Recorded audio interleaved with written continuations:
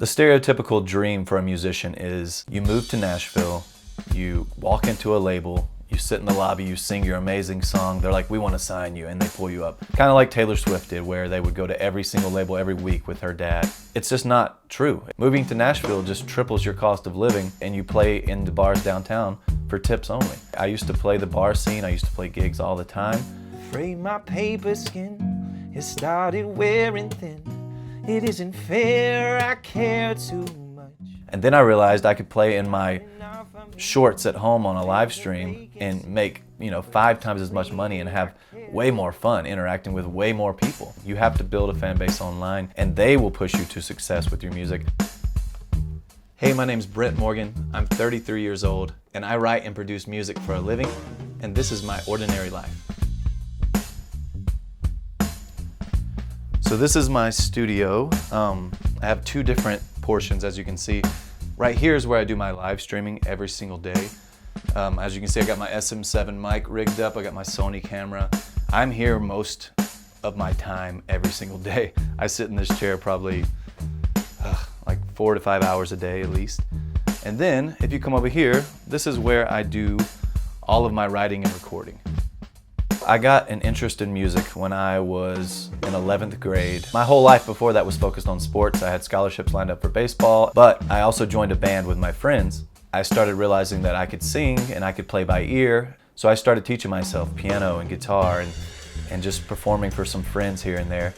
And then I got really interested and I went to college for music and started giving lessons. I started realizing my life was surrounded by music. So I really wanted to pursue it. I even remember when I was about to propose to my wife, I had to go talk to her parents and say, I'm going to do music for a living, and it was terrifying. Luckily, I had just won $100,000 from Petco the week before I asked that question, so it kind of gave me some leverage.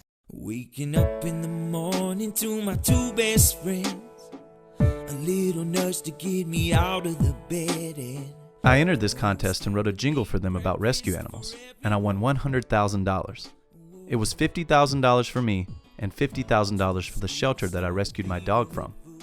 That's when I started realizing, this is how you monetize it. I got to where I was writing probably 4 to 5 jingles a week. Got a place to be, but you ain't got time, in a beat down cab ain't a suitable ride. Need to step it on up, gotta put your foot down for the best ride in town. The tricky part is to fit an extremely catchy melody and all of the talking points that the company wants you to talk about in 15 to 30 seconds.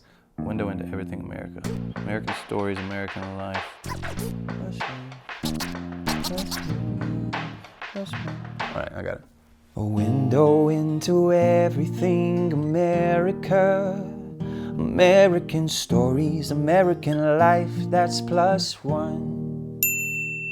So when I was in the thick of writing all these jingles, I was getting very, very weird requests for jingles. Companies that want a jingle for their funeral home or want a jingle for their porta potties that were going to be used at festivals. I had one for it was a horse rehabilitation clinic. And I was like, there's no way I can write you a jingle, and why do you need to advertise this in a jingle form? It was great money. I was very excited. There was a lot of news publications about it. But eventually I started realizing I was losing the ability to write longer songs, which is my passion. And so I just stopped. I completely stopped writing jingles for almost 2 years. And I started trying to focus writing songs again. And luckily, they started taking off for me and for other artists that I was writing for. It's a heartbreak away from a horrible place.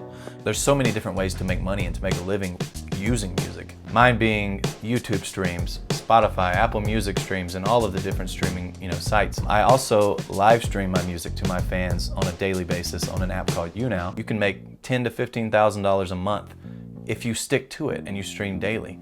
I've actually incorporated my jingle writing into my live streaming. So say Dave tipped me something that's worth $100, a gift that's a huge gift.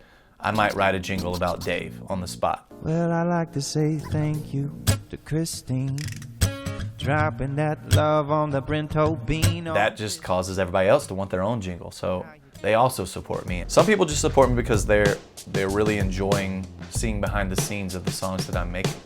I got the opportunity to go to China. I got to perform on this stage. I've never seen a bigger stage in my life. I want to go back to Beijing or any part of China as soon as I can. It really opened my eyes that the world is so different the further you go.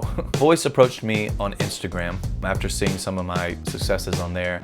Keep my hands to myself now. Think I'm just them all, put them back up on the shelf. Being there for an entire month to work on a minute and a half of one song that you're going to sing on TV was so overwhelming. If anything, it just made me a better musician because that's all I thought about for an entire 30 days was that one song and how to make it better. About a week into my stay at The Voice, I started noticing my voice was not recovering at all. It was very weird. It was swelling. My throat was swelling up. When I got back home, I started going to doctors and nobody could figure out. They would look in my throat and not see anything. My voice goes away every day at 5 o'clock. I can't sing. I had to cancel all gigs that I was doing. I couldn't go back to The Voice. It was 2 years of me going from doctor to doctor. It scared me. I didn't know if I was going to have a future in doing what I love. I ended up finding out it was a thing called muscle tension dysphonia, which, to make it short, is basically where your brain stops telling your vocal cords to relax. So if I get hit in my shoulder, my vocal cords close up because it's messed up.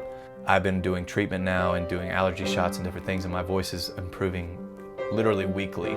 So I live in Madison, Alabama. My whole family lives here. My mom, my dad, my sisters, we're all within 5 minutes of each other. I met my wife in high school.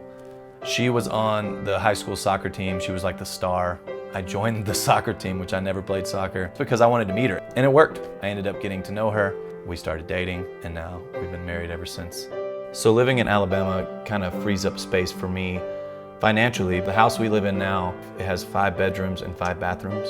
To get something like that anywhere else in the world, like LA or New York, would be astronomically expensive. But it's affordable here in Alabama, and it gave me room to have a nice backyard for my dogs, to have room for a studio, and I own, so I'm not renting. I actually can, pay this house off and it's mine. Starting this road to recovery, it changed my perspective completely, and now I'm even more grateful for music, and I do it even more than I was before I had the issue. You might end up seeing me on the show again because they're wanting to do this road to redemption, and I'm just waiting till I feel confident enough to go back. Hello， 谢谢你收看到这里。那如果你喜欢这个视频的话，记得点赞、转发、收藏，而且不要忘记关注 Plus One。我们下期节目再见，拜拜。